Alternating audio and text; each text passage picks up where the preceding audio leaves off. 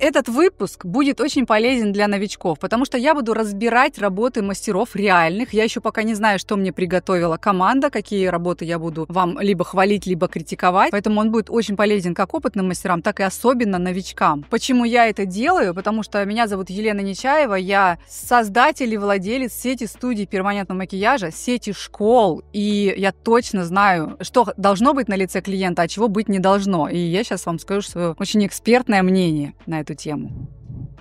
Итак, первая работа, что всегда смущает меня и смущает клиентов, вы должны это понимать, это то, что я вынуждена вот так вот крутить головой, чтобы понять, а идет этому клиенту то, что сделано или нет, потому что здесь как бы два боковых портрета, вообще непонятно, это одна и та же сторона или нет. Окей, перед нами это миловидное лицо с очень красивыми своими бровями. У них есть незначительные какие-то недостатки, это, например, вот такие как бы проплешины в зоне головки брови, вот здесь вот пустота. Эту бровь можно сделать прямой, более прямой, то есть тут, конечно, на выбор клиента, заполнив хвост, например, и получается такая тоже красивая, классическая бровь с небольшим изломом. Это то, что я бы дала на выбор клиенту сделать, то, что у нас вкусы у всех все равно разные, и клиент должен выбирать, с каким лицом ему ходить. И второй вариант — создать бровь более восходящую, с таким более ярко выраженным изломом. Это если я дорисую во внешней части излома волоски или растушевку, смотря что там мастер умеет делать. У меня таким становится более как бы видным, более даже, можно сказать, агрессивным излом, но многие люди это любят, поэтому я даю выбор, если он есть,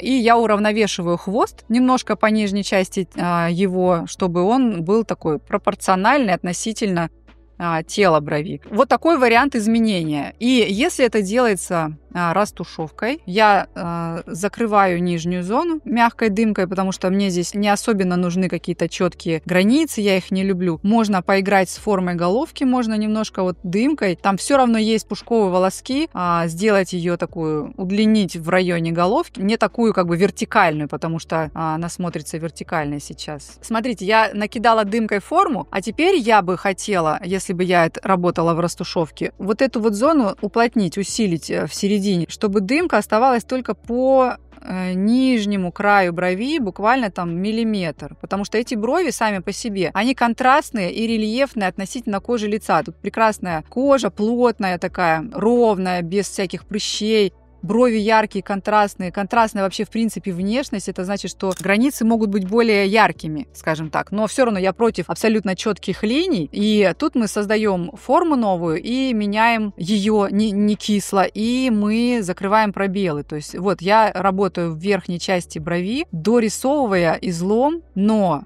просто легкой дымки будет недостаточно, потому что у нас, еще раз, рельефные волоски. Это значит, что они плотные, они яркие, их много, они друг с другом сливаются. И вся растушевка на пустой коже, она будет всегда, ее будет всегда слишком мало, недостаточно. Поэтому если я меняю форму при помощи растушевки, то вот в этой зоне, где я создаю излом, я бы еще в районе волосков уплотнилась. То есть там идет дымка по внешнему периметру, но в районе волосков, там, где они редко расположены, они вроде есть, но их недостаточно, чтобы сформировать излом, который будет нам видно. Вот здесь вот в районе, тоже смотрите, здесь волоски растут, но их мало, и хвост смотрится как бы плешивым таким, недостаточным по насыщенности. Вот, и у нас получается с вами такая классическая, изогнутая, красивая бровь новой формы. То есть не просто вот плоская такая, ровная, где съели излом, а с сохранением излома. Я могу ее сделать чуть-чуть шире. У нас все эти студии были свои критерии, которыми сейчас многие мастера пользуются. Запрещено было выходить за периметр брови, там, где рельефные, ярко выраженные волоски, больше, чем на 1,5 миллиметра по периметру. То есть, смотрите, вот здесь у нас по всему периметру идут волоски, видите?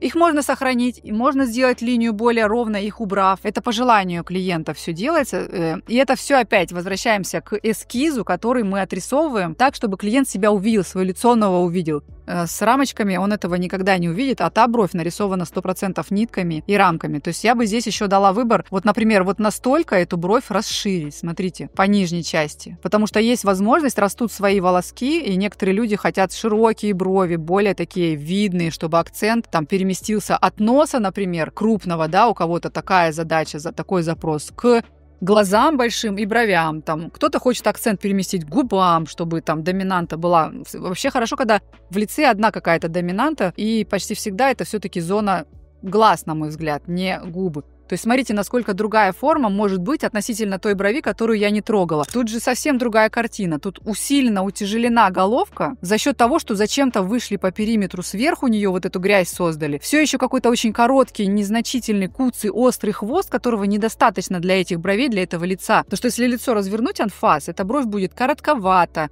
широковато вот в этой части, в головке. И она какой-то дисбаланс принесет в лицо, потому что это лицо определенного колорита. Это такой кавказский, яркий, это крупный нос, это, не нужно усиливать вот эту вот ширину, сдвигать взгляд вот сюда, в середину. Мне бы хотелось, конечно, это лицо увидеть анфас, но все, кто рисует, я говорила много раз об этом, все, кто рисует нитками, эти люди, все эти мастера не показывают свои работы анфас, потому что почти всегда это не идет клиенту. Они бы гордились и показывали это, понимаете? Изменение колоссальное до и после. А они пытаются это в 3/4, вот так вот, всяко разно, лишь бы боком перевернуть, вверх головой перевернуть, чтобы было видно, работа вроде сделана хорошо, цвет не изменен, прокрашена хорошо, штрих стабильный у мастера, все. Но форма не украшает, форма страдает, форма не сделала это лицо изысканней, красивее, там, прелестней и так далее. Смотрите, насколько у меня ярко выраженный хвост, насколько такой стал интересный взгляд. И опять, можно играть, можно чуть-чуть и по верхней части дымки кинуть, и в головке чуть-чуть еще дорисовать. Тут есть волоски, они раскиданы, и мы можем смотреть. Опять, с учетом того, что эта бровь заживет, мы чуть-чуть сейчас убавим насыщенности,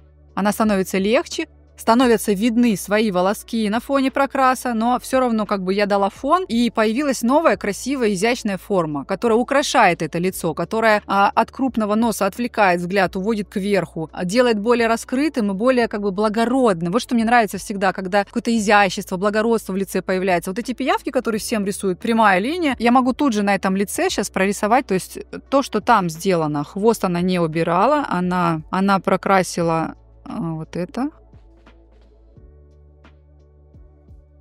Из-за того, что середина вот эта вот стала какой-то более массивной, мастер попыталась это уравновесить. Как учили, так и делает. Вот в этой части, вытянув туда растушевку. Бессмысленно, на мой взгляд. Вот это теперь мы все должны закрасить. Пустую кожу. Почему я говорю, на пустую кожу сильно выходить нельзя, и у нас было табу на это? Потому что как бы ты ни закрашивал, как бы ты там ни плотнил, эта кожа будет блестеть, она будет отличаться, у нее не будет рельефа. В итоге будет видно, что что-то сделано, будет охота что-то там как будто бы смыть немножко, вот, и ничего хорошего. А в итоге все время придется докрашивать вот эти пустоты. Так, вот смотрите, что там было изображено. Вот это вот примерно вот так бы выглядело на лице бровь. И вот здесь вот у нас накидана дымка поверху, причем, довольно сильно.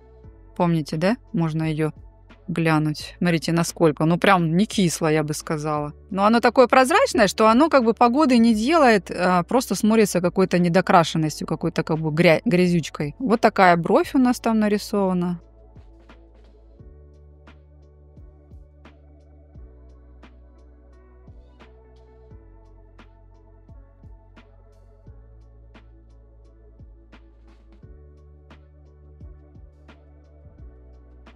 Итак, смотрите, что у нас здесь с вами получилось. Слишком четкая нижняя линия, ровная. У меня рука автоматически пытается как бы облегчить, излом нарисовать. Но там даже не так, там еще она ровная прям. Потому что это самый простой путь, потому что ровная, слева и справа легко повторить. Вот они поэтому так и делают. Слишком много на пустой коже вывалился мастер. Вот этот вот прокрас между тонкой вот этой линией, которая фиксировался эскиз по нижней линии, и самим телом прокраса, он отличается даже на свежей работе, значит, заживет, еще будет сильнее отличаться. И плюс эта бровь за счет того, что она слишком массивная в головке, слишком куцый хвостик получился, она смотрится инородной на этом лице, она как будто не вписалась в него, она даже какой-то короткой смотрится, хотя длины я на своей брови не добавила. Я работала в рамках того, что есть. Ни одного волоска не убрала, ни одного волоска не прибавила. Давайте еще раз глянем. За счет того, что я прорисовала растушевку в районе вот этих редких волосков, которые там нуждаются в головке, чуть-чуть опустила. За счет того, что я прорисовала излом, у меня вся бровь удлинилась, понимаете? Она находится все еще в рамках вот от первого до последнего волоска, но у нее появился излом, и она стала обрамлять глаз, а не делать какой-то козырек нависший, куцый, как это было до того, как я начала начала рисовать. Причем действительно у девочки очень красивые свои брови и нуждается вообще в минимальном. Здесь можно даже волосками не владеть, растушевкой можно было вполне справиться. Вторую бровь здесь вот для контраста я нарисую, как вот мастер форму прорисовала. То есть вот такая форма. Причем если посмотреть, тут же что спрятано, я вам сейчас скажу. Смотрите, если выровнять глаза по горизонту, вот это расстояние и вот это расстояние, оно 100% не одинаковое, очень сильно. То есть у нас, я могу прорисовать, я как художник, я знаю, как строить вот эти все плоскости, потому что, ну, вот, например, у нас губы, да, меняются, с какого ракурса ты смотришь, дальняя часть смотрится немножко меньше. Всегда это правило искажения перспективного, то есть ближняя смотрится больше. Здесь у нас ближняя вот это, но больше смотрится по размеру вот это, смотрите, а она дальняя. Это значит, что они не на одном уровне, это значит, что они не одной толщины, это значит, что еще здесь у нас, смотрите, вот прокрашено больше, а вот здесь, ну, возможно, это, конечно, блик от света, и оно как бы выбилось, игра света и тени,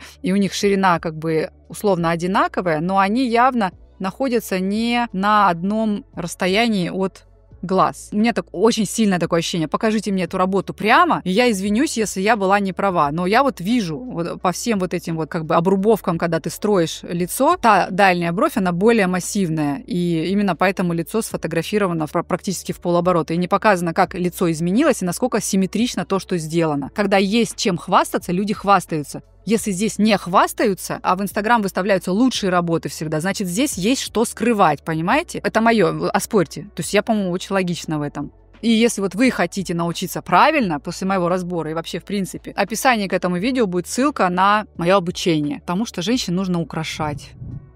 Во-первых, это, конечно, просто хочется материться даже, когда я такие работы вижу. Вот такое минимальное расстояние между бровями. Причем здесь эскиз, он как бы уже намного, чем то, что получилось. Это когда мастер заигрался и просто бесконечно штриховал, дымку создавал или что, я не знаю, как это работает. Форма создана, кстати, вот на этапе эскиза, ну, относительно неплохо. То есть есть какое-то расширение в районе головки брови, которое мне не нравится, но здесь есть ярко выделенный хвост, здесь есть тело брови, здесь есть излом какой-никакой. Но то, что получилось в итоге, причем вот так вот пальцем приподнимать пытается, чтобы сохранить. То есть, видимо, она потеряла эскиз в процессе, очень не кисло, и заигралась с дымкой, и ушла и в середину, и ушла и в ширину слишком сильно, с учетом того, что, ну, типа, мол, заживет, сузится. На самом деле, нифига оно не сужается, если хорошо положено. Оно просто становится бледнее, но вот эти все границы, они все равно видны. Это супер некрасиво. Мне бы хотелось очень сильно это лицо в анфас увидеть. И здесь еще перспективное искажение очень сильное, потому что камера близко, и вот этот нос вперед вылез, как бы лицо не такой формы. Здесь очень сложно рисовать. Я просто хочу сказать, что здесь тоже построено нитками, здесь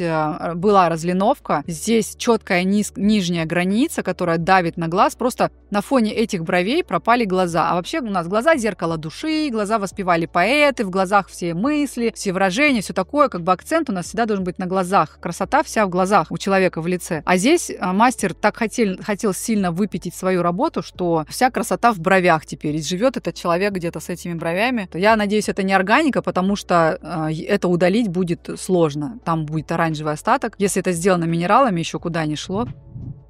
Что я бы здесь попыталась изменить? Во-первых, конечно, ширину убрать и смягчить вот эту вот границу по нижней линии, потому что вот эта вся четкость, контрастность, она взрослит, старит, делает лицо каким-то более агрессивным. То есть в нашей теме должна быть легкость и мягкость. Ширину в головке я бы не делала такой массивной, и я бы так сильно не сводила к переносице. Зачем это делать? То есть тут пространства не осталось. Даже если там так, растут ли у нас? Ну, смотрите, свои волоски растут, но их там 3 пера, они ни на что не влияют. И если даже где-то они там поверху будут находиться, ничего страшного в этом нету. То есть уменьшить размер 100%, не делать такой острый, маразматично острый кончик. Знаете, сколько я закрасила уже? Смягчить максимально вот эту зону. Даже если хочется туда сдвинуться, то можно это сделать какой-то полупрозрачной дымкой, которая, соединившись со своими волосками, она не будет пугать вот этими четкими границами. Не знаю, это вкусовщина, но не знаю, какое количество из вас согласится со мной. Напишите в комментариях, нравится ли вам то, что здесь было, и там, мои изменения. Ну вот настолько. Знаете, здесь еще есть вариант, что эта бровь не так смотрится, потому что здесь все-таки перспективное искажение от вот этого фотографирования, когда ты просто вот так вот телефон засунул в лицо к мастеру, и у него вот бровь, это она на переднем плане, она такая огромная, может быть, там чуть-чуть по-другому лицо выглядит.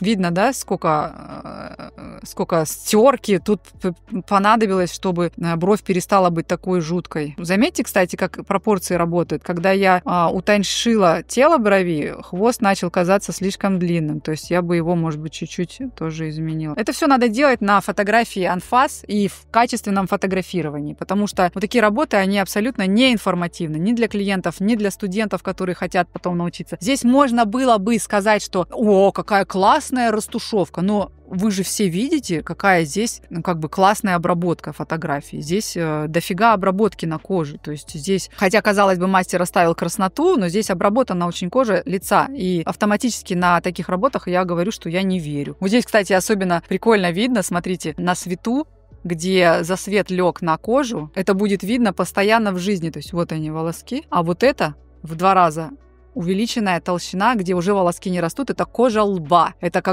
вообще ненужное место для прокраса. Даже если дымка уходит в никуда, даже если это минералы, и они в 5 раз побледнеют, это все равно бессмысленная работа абсолютно. Так, у нас есть вот такая работа, вот она. Здесь мастер, я вижу тоже, что работает примерно в той технологии, вот то, что я сейчас критиковала, когда низ более плотный, там прорисована вот эта вот тонкая, как нитка, линия, вот это все. Но здесь мастер молодец, у него есть чувство гармонии какой-то, то есть она не полезла на лоб, она не стала делать огромные вот эти вот какие-то бесконечные, бессмысленные растушевки. Здесь достаточно симметричная работа, и она работает в рамках своих волосков. И даже если посмотреть на до, я понимаю, что она была ограничена старой формой перманентного макияжа, ей нужно было работать вот примерно в этих рамках, и свои брови клиента, они такие, почти прямые. Поэтому здесь все достаточно гармонично, достаточно симметрично. Единственное, что бы я не делала, это не делала бы вот эту четкую линию, потому что опять вот я ее вижу, она как нитка проходит по нижнему контуру. Есть вариант, что она так и заживет в отрыве от основного прокраса. А все остальное, в пределах нормы, девушка симпатичная, хуже ей точно не стало. Смотрите, здесь интересно, хорошо видно, что в ракурсе перевернутом не видно, непонятно, как лицо изменилось, но вроде симпатично, да, поэтому многие мастера так читерят, они переворачивают лица своих клиентов, просят их смотреть в камеру, из-за этого глаза становятся большие, вот эта вся часть становится маленькой. В общем, картинка получается симпатична, но она вообще не информативна для клиентов. Если вы клиент, вы должны искать мастера, который даст вам и возможность увидеть, как он изменил лицо в целом. Здесь мастер молодец, она показала лицо до и после, правда, прикрыла волосами работу, и здесь она совершила несколько ошибок, хотя работа сложная. Безусловно, вот эти, знаете, тяжелые головки свои, перещипанные брови в дугу, то, что делают чаще всего все женщины, и вот с этим приходится работать. Я бы здесь немножечко по-другому поработала, сейчас покажу как. Так, смотрите, во-первых, мастер здесь совершила самый бросающийся в глаза ошибку. На мой взгляд, это вот эта вот грубость и тяжесть в головках, которая прям бросается в глаза. И ты такой смотришь, и что?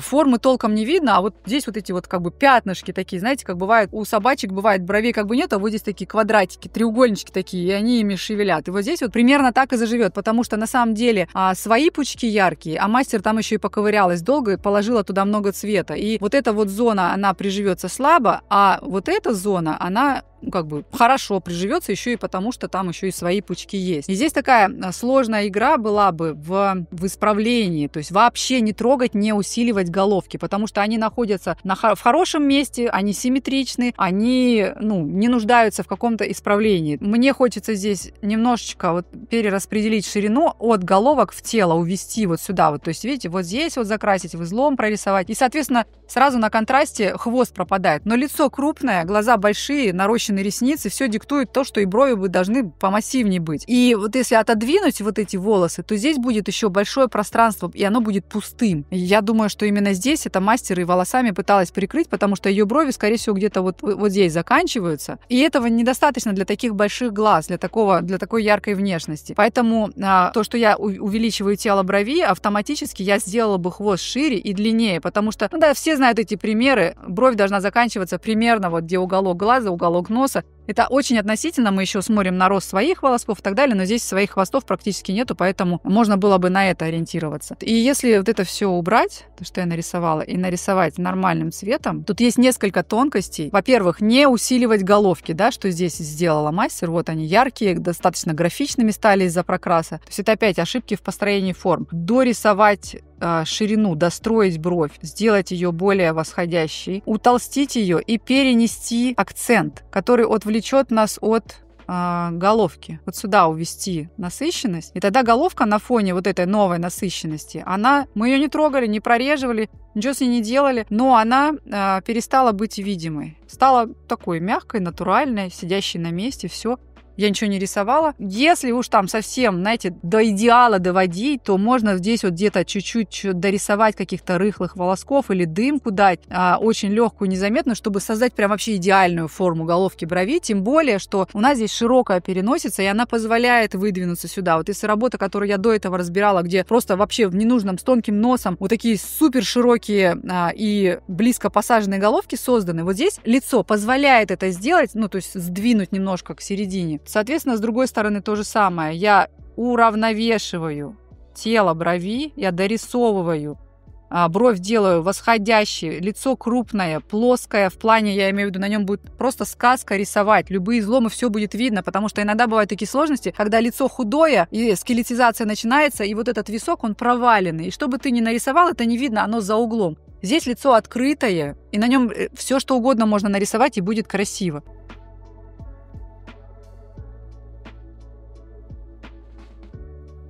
И у нас в лице появляется легкость, смотрите, несмотря на нависшее веко, появляется такая как бы открытость у глаза большая. Кстати, никогда нависшему веку вот такие яркие ресницы не помогали. Открою вам истину, не знаю или нет. Тоже, кстати, мастера-лашмейкеры тоже должны советы давать и играться с насыщенностями и с направлением того, что они делают. И у нас получается, смотрите, какая большая разница. Плоские, яркие, бесформенные, по сути, брови. То есть мастер поковырялась, что-то сделала, но лучше не сделала явно, даже как бы хуже сделала. Но лицу брови нужны, безусловно. И даже вот я сейчас отодвинув, я понимаю, что можно и поярче поиграться, потому что с такими яркими глазами лицо позволяет еще немножко яркости. Но не в головках. Смотрите, где я это делаю. Я это делаю в районе излома, чтобы ни в коем случае не создавать вот эту вот дичь. Ну да, вот такая вот яркость уже интереснее смотрится. Но не больше, наверное. То есть и вот сюда тоже перенести. Это можно было бы сделать и дымкой, как я показывала на предыдущем примере, переместив акцент. Это можно сделать и волосками, потому что прекрасное лицо, на котором можно рисовать все, что угодно, и будет нам счастье.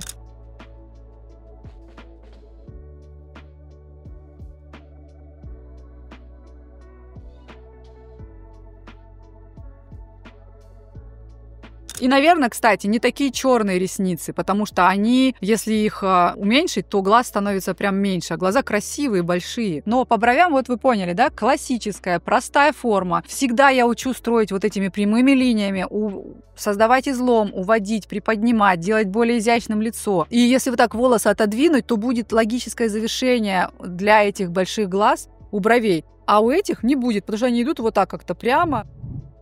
И на этом канале я показываю, как не нужно делать, показываю ошибки других мастеров, как нужно делать, учу, как рисовать, как строить, как разбирать каждое лицо, потому что я как будто бы рисую одно и то же, но на каждом лице брови абсолютно своей формы, хотя они подчинены каким-то вот законам, о которых я вот и рассказываю на своих курсах по бровям, на своих каких-то видеоуроках, и вот здесь в Инстаграм, и в Ютуб, и везде стараюсь донести, как красиво, потому что это всегда про насмотренность. То есть если вы посмотрите, ну кто поспорит, что я сделала хуже? Кто может сказать, что я сделала хуже? Никто. Как бы в голову мастеру такая форма не пришла, или, может быть, она у него не получилась, или он просто даже не знал, что так бывает. Поэтому много полезной информации на моем канале. Подписывайтесь, чтобы не пропускать и становиться, лучше всех остальных. Всем спасибо за просмотр. Если все-таки вы со мной не согласны, пишите в комментариях, только аргументированно, чтобы не было «мне не нравится», все испортил там, или еще что-нибудь. Потому что я максимально аргументированно говорю свои изменения, которые я показываю. Я всегда рада прислушаться, услышать что-то новое. Может быть, я сама неадекватна. Поэтому буду рада с вами поспорить в комментариях. Всем пока!